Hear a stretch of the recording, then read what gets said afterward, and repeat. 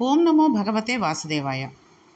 భీష్మాచార్యుల వారు సంసారం అనే సముద్రం దాటలేక మనుష్యులు ఏ విధమైనటువంటి పరుగులను పెడుతున్నారు, ఎటువంటి ఆలోచనలు ఆలోచిస్తున్నారు, అవి ఆలోచించచ్చా లేదా అనేటటువంటి విషయాలని చెప్పారు.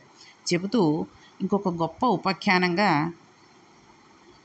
ఎన్నో గుణాలు చెప్పబడుతున్నా కూడా ప్రధానంగా సత్యము, దమము, ఓర్పు ప్రతి చోట పెద్దల చేత సద్గుణాలుగా కీర్తించబడుతున్నాయి.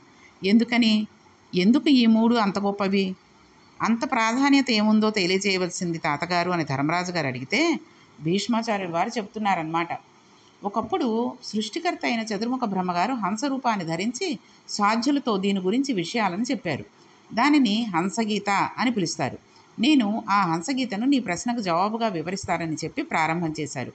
ఒకసారి చతుర్ముఖ బ్రహ్మగారు బంగారు హంస రూపాన్ని పొంది ఒక సరోవరంలో సంతోషంగా విహరిస్తున్న సమయంలో సాధ్యులు ఆయనను ఆశ్రయించి, మహానుభావ, నువ్వు చాలా గొప్పవాడివి, అనేకమైన విద్యలు యందు నిపుణుడివి, నిన్ను ఒక ప్రశ్న వేస్తాం, దయచేసి జవాబు చెప్పవలసింది అంటూ, ఈ లోకంలో ఉత్తమమైనది ఏది, నీ మనసు దేనిలో లీనమవుతుంది, పురుషుడు ఏది పొందిన కారణం చేత కర్మబంధాల నుండి విడుదల పొందుతాడు, మాకు తెలియజేయమని అడిగితే హంసరూపంలో ఉన్న బ్రహ్మగారు సాధ్యులతో అన్నారు, ఈ లోకంలో ఓర్పు, ఇంద్రియ నిగ్రహము, సత్యం పలుకుట, ధర్మమునందు అత్యంత సారవంతమైన విషయాలు.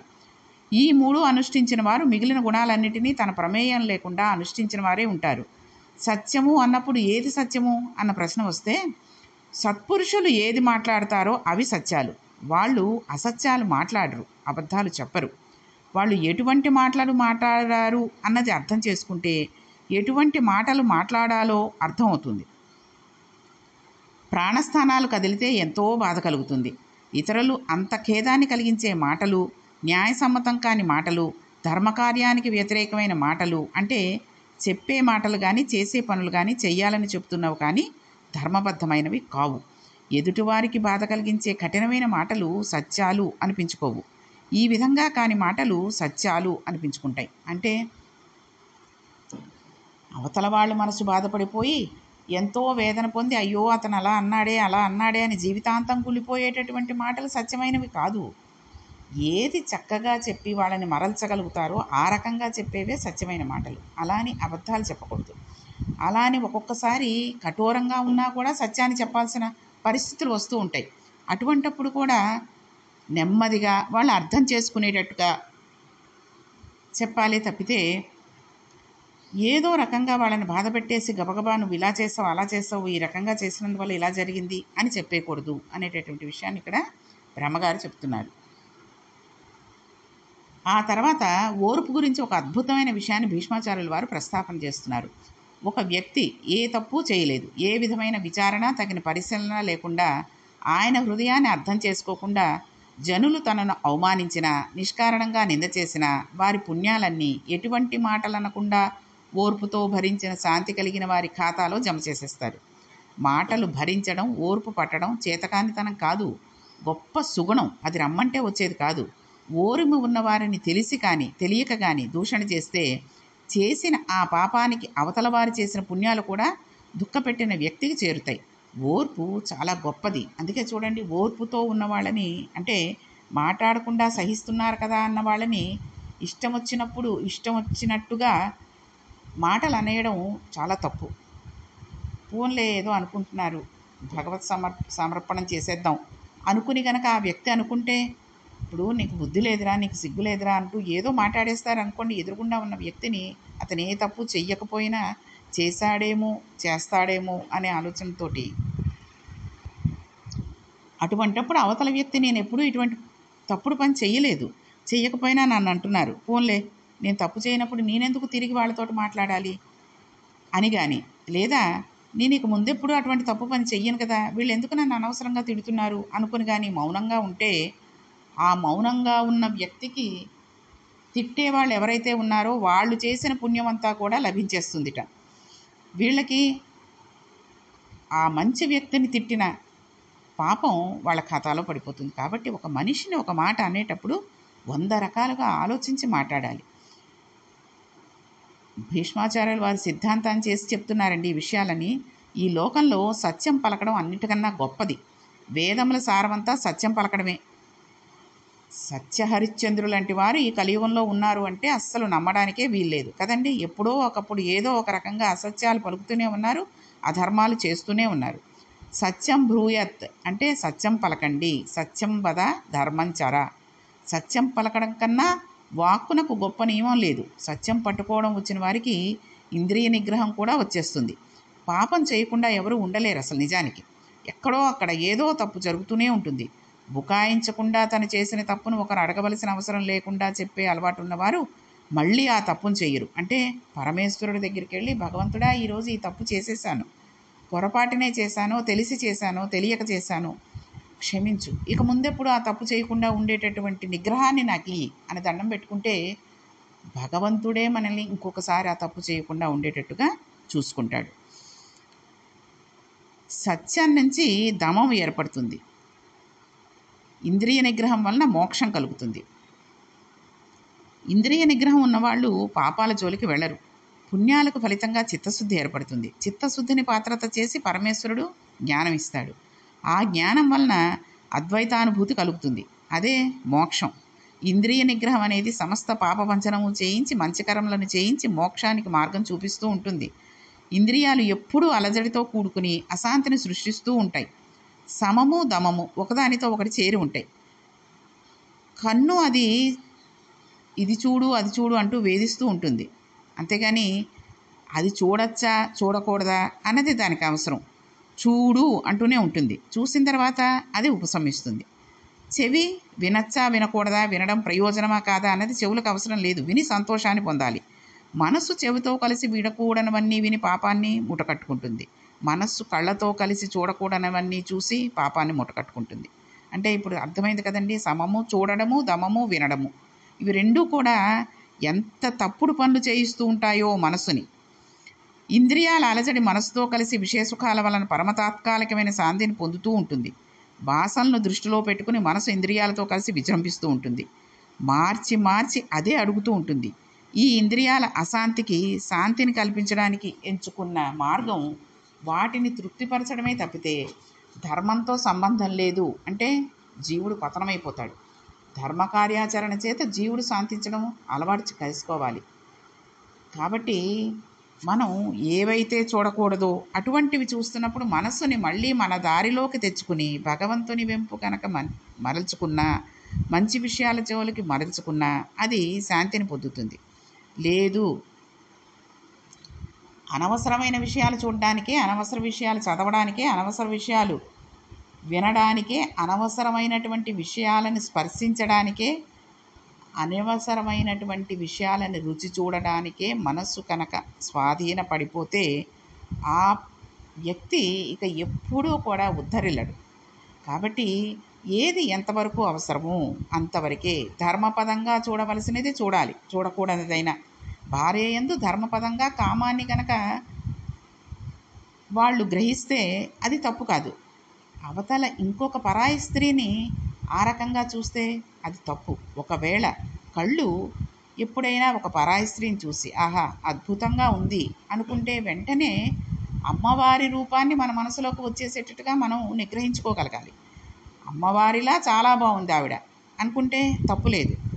ఒక స్త్రీని చూడవలసిన స్త్రీలాగే చూస్తే అది తప్పవుతుంది. కాబట్టి ఏదైనా సరే ఒక జిహ్వకు మనకు అలవాటు పడిపోయాం అనుకోండి, ఒక వాసనకి అలవాటు పడిపోయాం, బయటకు వెడుతున్నాం, ఏదో హోటల్ ముందు నుంచి వెడుతుంటే అనేక రకాలైనటువంటి మసాలాలతో కూడిన వాసనలు మనకు వస్తూ ఉంటాయి.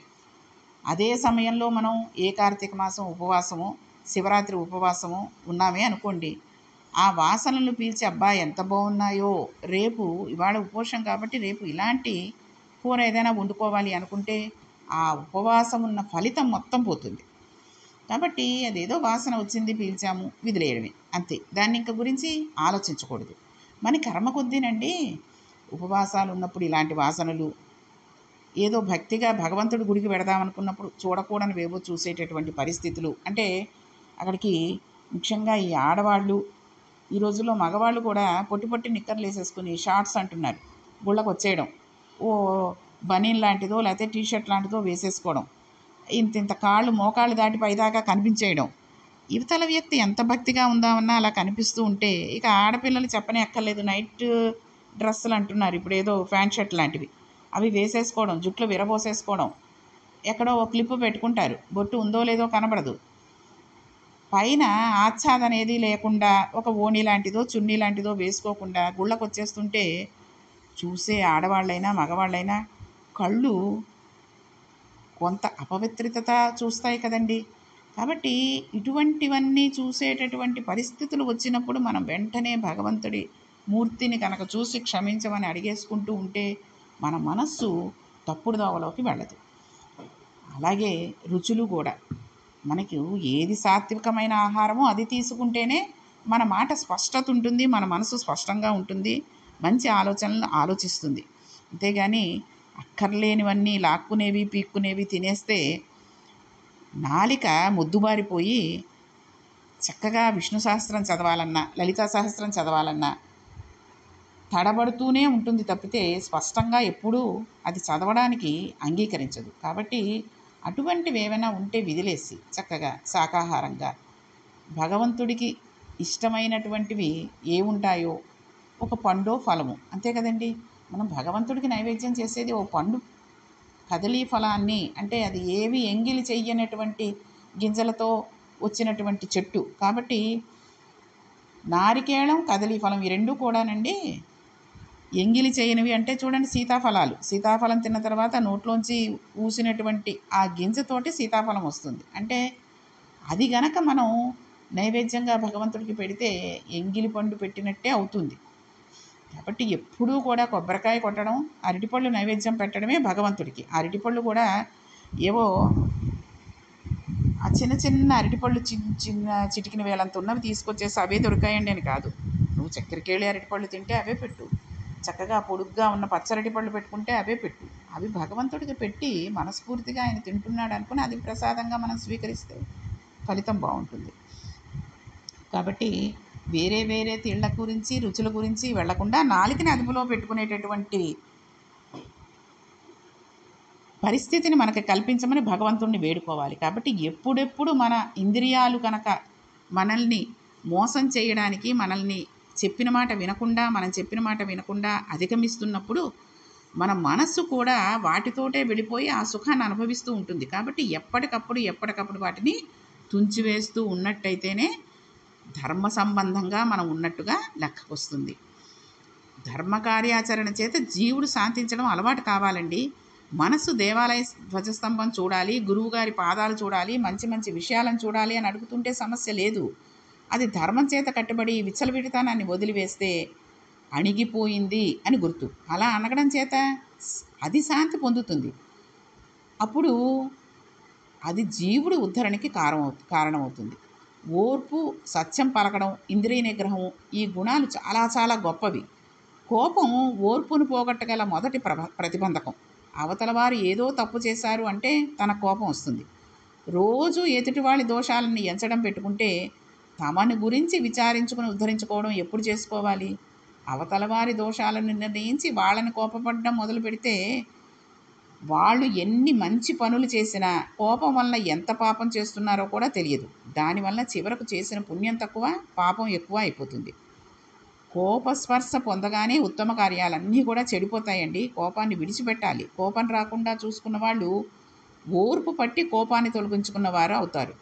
పెద్దలు 2 మార్గాలను చెప్తారు. అందుకే నేను ఏ తప్పు చేయలేదా, వాడు తప్పు చేశారని చెప్పేటప్పుడు తప్పు చేశారని శిక్షించడం కన్నా ప్రేమతో వాళ్ళని దిద్దుకోమని చెప్పిన కారణం చేత వాళ్ళు దిద్దుకోవడం తేలికవుతుందా అనేటటువంటివి మనసులో పెట్టుకుని ఆ రకంగా కనుక మనం ప్రవర్తిస్తే కోపం పెట్టుకుని సాధించినంత మాత్రం చేత ఫలితం ఉండదు. కాబట్టి మనం ఎంత జాగ్రత్తగా ఉండాలి అన్నది భీష్మాచార్యుల వారు ఇక్కడ మనకు చెప్తున్నారు. అందుకే కోపం ఉన్నవాళ్ళు వ్రతం చేసినా, జపం చేసినా, దైవ పూజ చేసినా, పితృకర్మ చేసినా, తపస్సు చేయడానికి ప్రయత్నం చేసినా, దానం చేసినా, యాగం చేసినా కోపం స్పర్శ కనుక ఉంటే అవి సరిగా నిలబడక వ్యతిరేక దూరంలో వెళ్ళిపోతూ ఉంటాయి. దానివలన రావాల్సిన ఫలితం రాదు కదా, వ్యతిరేక ఫలితం వస్తూ ఉంటుంది. ఎన్నో విలువైన వస్తువులు ఒక గదిలో ఉంటే అగ్ని రగులుకుంటే ఏ వస్తువులు మిగలవు, అవన్నీ కాలి బూడిద అయిపోతాయి అనేటటువంటి విషయం ఎలా మనం తెలుసుకుంటామో, కోపము అనేటటువంటి అగ్ని రగిలితే మనం చేసుకున్న అన్ని పుణ్యకర్మలు పోతాయి. వ్యతిరేక ధోరణిలో వెళ్ళినందువలన యమధర్మరాజు చేసిన ఉత్తమ కర్మలు నశించిపోయేటట్టుగా చేసేస్తూ ఉంటాడు. భీష్ముడు జ్ఞాపకం పెట్టుకోవలసిన విషయాలను చెబుతున్నాడు. కాబట్టి హంసగీత సత్యానికి పెద్ద బేట వేసి మాట్లాడుతోందండి. కాబట్టి సత్యము అనేది అంటే ధర్మంగా న్యాయంగా మాట్లాడడం, సత్యంగా ఉండడం అనేది ఎంత గొప్పమైన విషయాలు, ఎంత ఉత్తమమైన విషయాలు అనేటటివి చెబుతున్నారనమాట. మాట్లాడేటప్పుడు తీసుకోవాల్సిన జాగ్రత్తలు చాలా ఉత్తమమైనవి. వరుసగా 4 సోపానాలుగా చెబుతున్నారు ఆయన. అసలు ఏమీ మాట్లాడను, లేనిపోని దోషాలు వస్తాయి అని ఊరుకుంటే అది తప్పవుతుంది. అలా ఊరుకోకుండా మాట్లాడడమే మంచిది. ఎందుకంటే పరమేశ్వరుడు 84 లక్షల జీవరాశులలో ఎవ్వరికీ ఇవ్వని స్వరపేటకి ఇచ్చినందుకు ప్రయోజనం ఉండాలి కనుక మనం మాట్లాడాలి. వాక్కునకు మొదటి ప్రాధాన్యత ఇస్తారు. సత్యాన్ని పలుకుతూ ఉండటం అనేది ఉత్తమోత్తమమైనది. మిగిలిన వాటికి ప్రాధాన్యత కాదు. చిత్తానికి వచ్చినవి, నోటికి వచ్చినవి మాట్లాడకూడదు. వాక్కు అగ్నిహోత్రం లాంటిదండి. మాట్లాడితే ఎదుటివారికి మేలు కలిగించి వాళ్ళ అజ్ఞానం పోయి ధర్మాన్ని ప్రతిపాదించేదై ఉండాలి. ఆ మాటలు అందరికీ మేలు చేసేవి, ప్రియమైనవి అయిన ఉండాలి. ఆడంబరాల కోసం మాట్లాడకూడదు. నేర్చుకోవలసింది, అనుష్ఠించవలసింది తెలుసుకుని దీనివలన ఉత్తమగతులు పొందుతామని ఎవరికి వారు పరిశీలన చేసుకుని తమ మార్గాన్ని దిద్దుకుని కొద్దిగానైనా పైకి ఎక్కడానికి పనికి వచ్చే సారం కలిగిన మాటలు పలుకుతూ ఉండాలి. ఈ 4 సాధన చేసి ఒకటి నేర్చుకోవాలి.